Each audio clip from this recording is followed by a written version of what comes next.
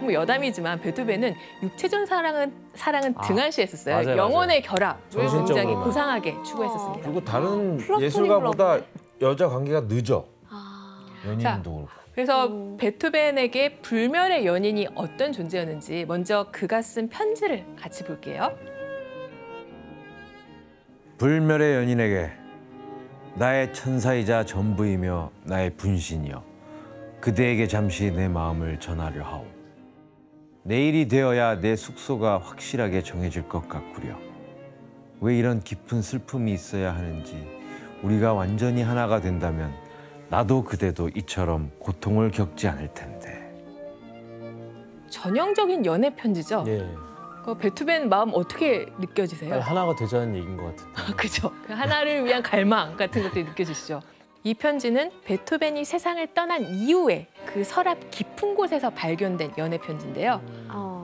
근데 베토벤이 이 편지를 받는 수신인을 어떤 여인의 이름으로 특정한 게 아니라 불멸의 연인, 운슈테르리케 게리테라고 적었어요. 그러니까 이 베토벤을 연구하는 학자들 사이에선 과연 이 연인이 누군가를 두고 의견이 분분한 거예요. 이 논문만 해도 막 수편에 달할 거예요. 아니, 이름을 왜 안 적었을까요? 안 밝혀졌어요?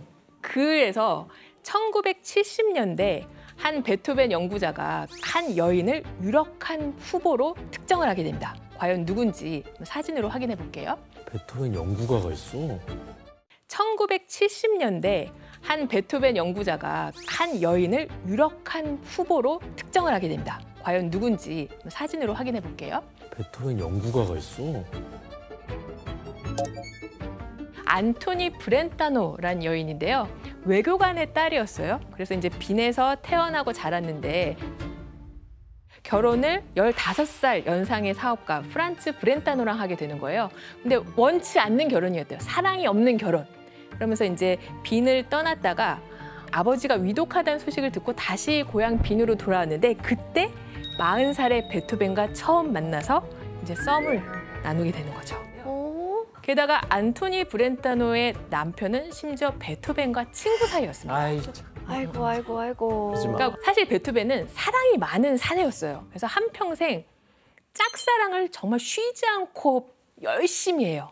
언제나 사랑에 빠져 있었거든요. 근데 또 그 대상이 이렇게 쉽게 이루어질 만한 사랑의 대상이 아니라 뭔가 계급차가 현저한 뭐 왕족 귀족이거나 아니면 기혼자 이렇게 유부녀거나 아니면 한 번 사랑이 좌절된 그 여인의 사촌 동생 언니거나 뭐 이렇게 그 가족들과 사랑에 빠진 거나 되게 파란만장했거든요. 왜 그럴까?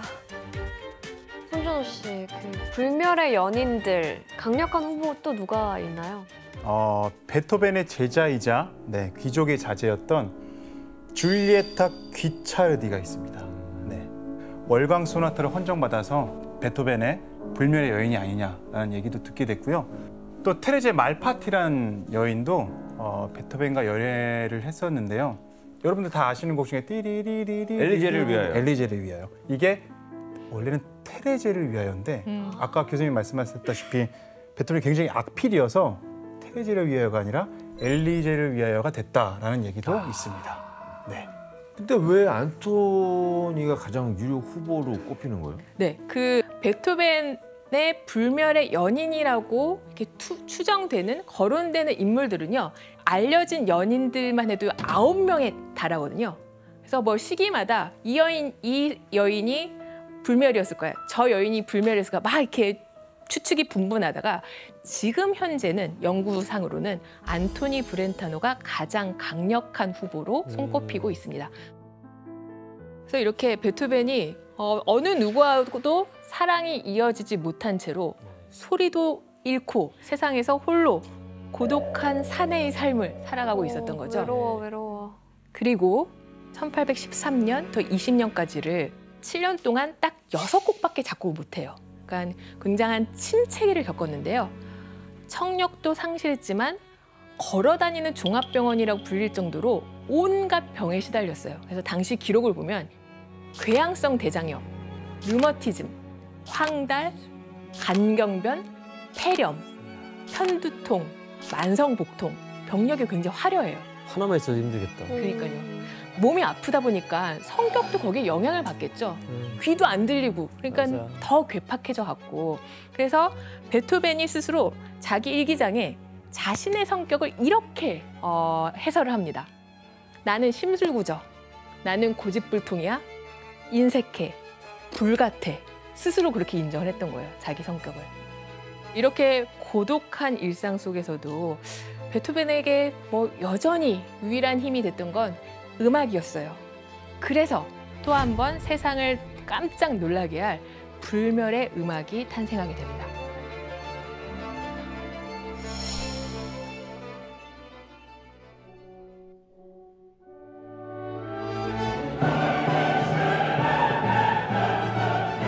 아, 여기구나.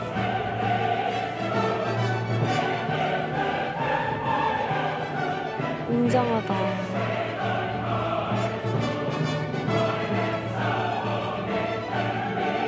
아, 진짜 멋지다.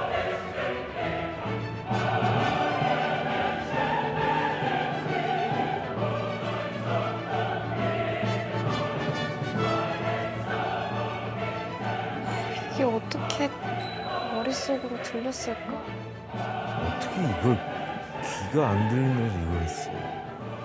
요 곡이 세상에 처음 발표가 됐을 때 그런 무대를 초연이라고 하는데요. 이 초연 무대에 함께했던 청중들이 감동을 받아서 눈물을 막 흘렸대요. 왜냐면 귀가 완전히 멀어버린 베토벤이 지휘자 단상, 그 포디움에 올라서 70분이 넘는 이 기나긴 교향곡을 직접 지휘를 했던 거예요. 그러니까 인간 승리의 장면이 콘서트홀에서 벌어졌던 거죠. 근데 작곡은 뭐 머릿속에서 한다고 하지만 이 안 들리는데 이걸 어떻게 그렇죠. 지휘를 하죠? 베토벤은 청력 완전 잃었잖아요. 어떻게 지휘했는지 한번 그림으로 확인해 볼게요. 베토벤은 청력 완전 잃었잖아요. 어떻게 지휘했는지 한번 그림으로 확인해 볼게요. 베토벤 가운데 있죠? 그리고 그 앞에 보조 지휘자가 있어요. 이 초연 당시에 지휘자가 3명이 더 있었어요. 그래서 현악을 관장하는 지휘자, 합창을 관장하는 지휘자, 그리고 베토벤 앞에서 전체 합창과 이 오케스트라를 이끄는 지휘자.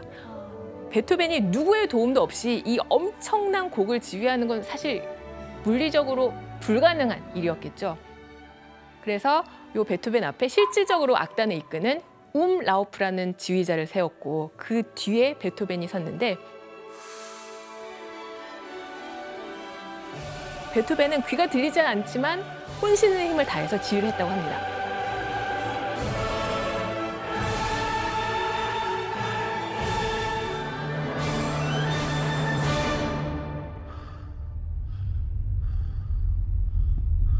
베토벤이 지금 듣고 있는 소리예요.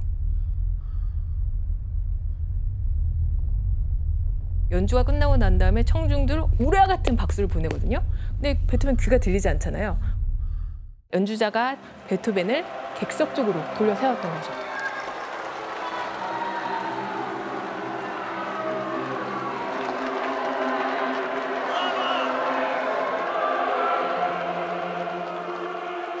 대단한 사람이에요.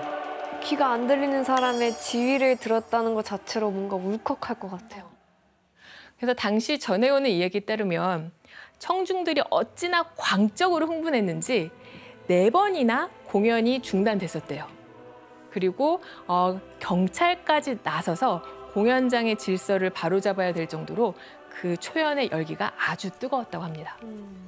네, 그런데 이 합창교향곡 이후에 베토벤 이제 말년 생명이 점점 꺼져가게 됩니다.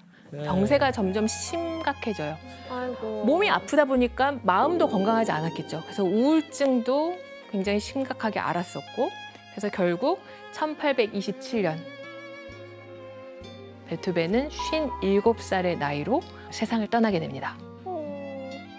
베토벤의 사망 원인은 간염으로 인한 간경변으로 지금 추정을 하고 있고요. 이 그림뿐만 아니라 데드마스크를 남길 정도로 사람들이 그의 죽음을 추모했습니다.